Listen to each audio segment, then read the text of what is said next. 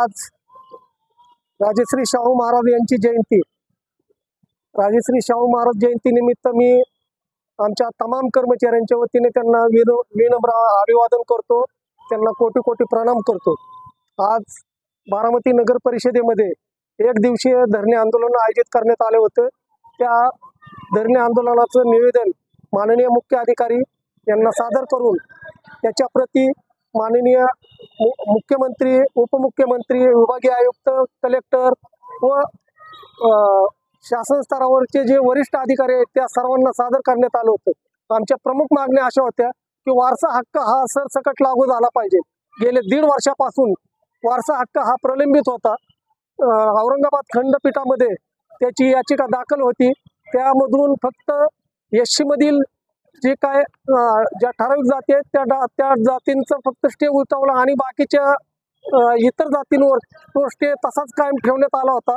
परंतु परवा दिवशी 24 तारखेला त्याच्यातून 24 तारखेला वारसा हक्काबाबतचा जो निर्णय होता तो औरंगाबाद खंडपीठाने उठवून एससी आणि अनुसूचित जाती जमातीच्या लोकांना तो लागू करण्याबाबतचा स्टे उठवून, परंतु त्यातून देखील त्यांनी काय केलं, परत जो खुल्या वर्गातील जे आमचा कर्मचारी बांधव आहे, खुला आणि इतर मागासवर्गीय ओबीसी समाजातील जो बांधव आहे त्यांचा स्टे तसाच प्रलंबित ठेवलेला आहे। आमची मागणी अशी आहे की वारसा हक्क हा जो सफाई कर्मचारी असेल त्या सर्वांना सरसकट लागू झाला पाहिजे।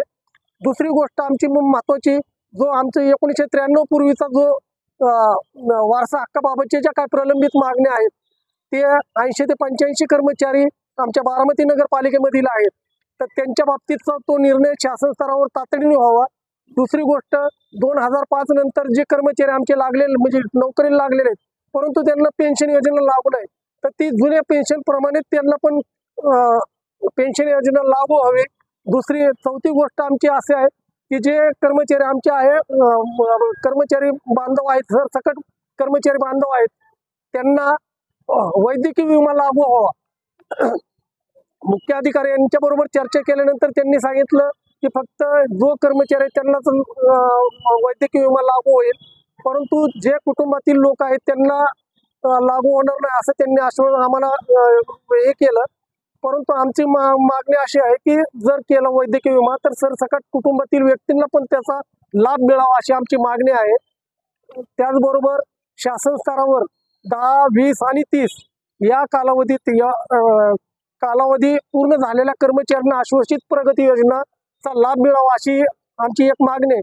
शासन स्तरावरचे जे महाराष्ट्र शासनाचे जे कर्मचारी आहेत त्यांना तो नियम लागू आहे, परंतु नगरपालिका, नगरपंचायत आणि महानगरपालिका स्तरावरील कर्मचाऱ्यांना तो नियम लागू नाही, तर तो एक नियम त्यांना लागू झाला पाहिजे। दुसरी गोष्ट आमची महत्त्वाची ही होती, गेली 10 वर्षापासून नगरपालिका, नगरपंचायत आणि महानगरपालिका स्तरावर अनुकंपांची प्रकरणे प्रलंबित आहेत, तर ती पण प्रलंबित प्रकरणे तातडीने त्याची निकाली काढून त्या वारसांना अनुकंपा धर्तीवर त्या उमेदवारांना नोकरीमध्ये समाविष्ट करून घेण्याबाबतची आमची एक मागणी आहे। अशा पद्धतीच्या आमच्या मागण्या आहेत आणि त्या बाबतीत आम्ही आज या ठिकाणी एक दिवसीय उपोषण धरणे आंदोलन केलं होतं। जर ह्या मागण्या मंजूर नाही झाल्या तर राज्यातील सर्व नगरपालिका, नगरपंचायत, महानगरपालिका ह्या 6 ऑगस्ट पासून काम बंद आंदोलनाचा इशारा शासन स्तरावर दिलेला आहे।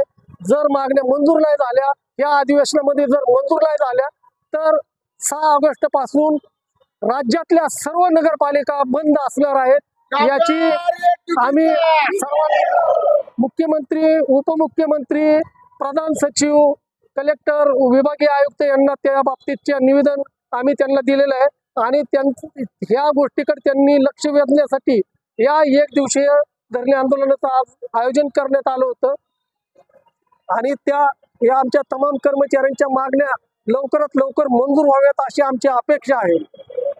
परिसरातील विश्वसनीय व ताज्या घडामोडींसाठी बारामती टाइम्सचे YouTube चॅनेल लाईक करा, सबस्क्राईब करा आणि शेअर करा।